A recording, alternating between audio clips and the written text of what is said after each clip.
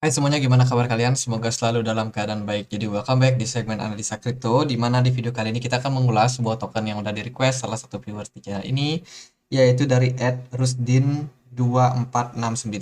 Jadi minta dibahas soal BIM seperti apa.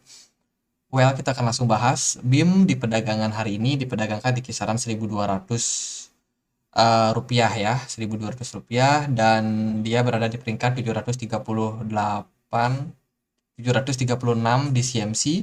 BIM ini punya supply maksimum cukup sedikit, 26 juta ya, 262 juta token untuk maksimum supply-nya. Tapi yang baru beredar itu sekitar 132 juta saja. Dan BIM itu di beritanya sudah di delisting ya, sepertinya dari Binance. Baru-baru aja di delisting dari toko kripto juga, akan dihapus perdagangannya mulai 26 Januari. Hati-hati, ada token yang mulai di listing guys. Nah, apa sebab? Aku sendiri cari di Twitter dan langsung ketika tahu namanya udah langsung ngeh gitu loh. BIM Privacy. Dia adalah tipe privacy. Teman-teman kalau kita cek dari CMC itu juga sama ya. Ini adalah platform confidential decentralized finance yang mengkombinasikan two blockchain protokol. Secara protokol ini keren. Dia bisa mengkombinasikan dua protokol. Dan di awal tahun industri ini melakukan transaksi cryptocurrency seperti Bitcoin di mana dia tidak akan bisa dideteksi, untrackable, teman-teman. Artinya adalah teman-teman kalau menggunakan platform ini, transaksi di project ini itu tidak bisa terdeteksi. Lalu apa masalahnya? Masalahnya adalah SEC sedang gencar mencari token-token yang bersifat sekuritas. Sekuritas ini berasal dari kata secure atau keamanan, which is yang dimaksud adalah token-token privacy. Makanya kemarin token-token kayak Monero itu bermasalah semua. AMP ini baru listing bermasalah dan Binance US akan hapus token tersebut, akan di delisting. Inilah yang menjadi masalah terbesar saat ini untuk token-token project yang ada hubungannya sama security atau privacy. Lalu ya teman-teman udah dapat fokus masalahnya apa. Jadi itu adalah masalahnya teman-teman. Secara project ini sebenarnya cukup banyak. Mereka punya fungsi kayak privacy tadi ya kita udah bilang. Terus juga ada confidential asset, aset yang cukup bisa dipercaya lah. Ya karena memang keamanannya dia. Terus atomic swap bisa di swap di DEX. Ini mendukung beberapa token ya untuk di swap. Jadi karena kelebihannya ini itu bisa menjadi keburukan teman-teman untuk saat ini. So far mereka juga tetap aktif di komunitas, mereka menyampaikan kabar tersebut ya bahwa BIM akan delisting dari perusahaan besar. Ya ini ya, dia ada nge-tweet di 19 Januari, mereka akan delisting dari Binance, tapi tenang aja, mereka masih akan tetap mendevelop projectnya. Jadi mereka bilang seperti itu. Ya ini kabar yang buruk, bisa dibilang buruk, tapi memang inilah kondisinya sekarang.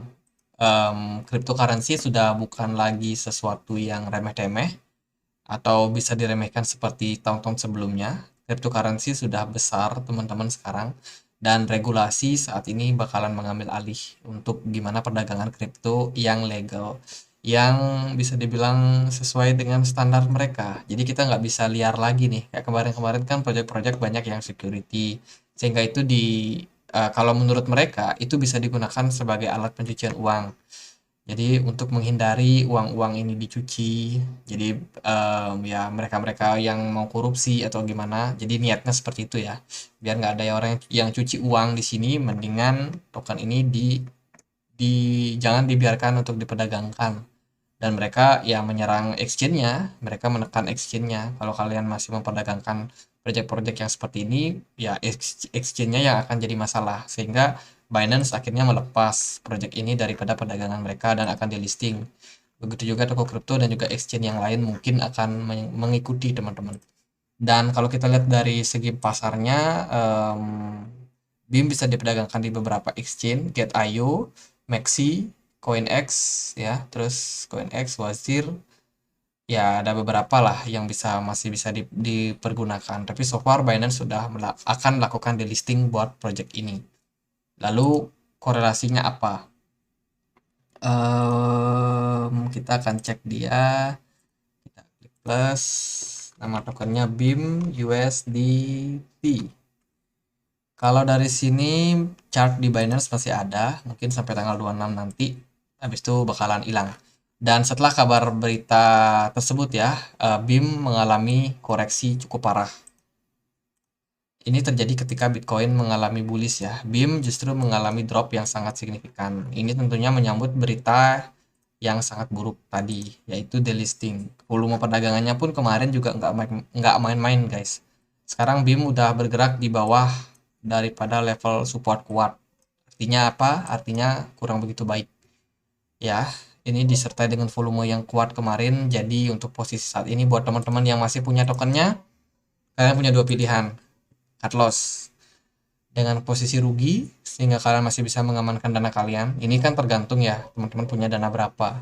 Kalau sangat banyak, ya kalau delisting berarti teman-teman nggak bisa berdagang di Binance. Artinya adalah kalau kalian punya wallet, kalian punya token ini di wallet kalian, itu nggak bakalan bisa diperdagangkan, nggak bisa dijual. Mungkin masih bisa ditransfer ya ke exchange lain. Tapi tentunya itu bakalan menimbulkan resiko juga.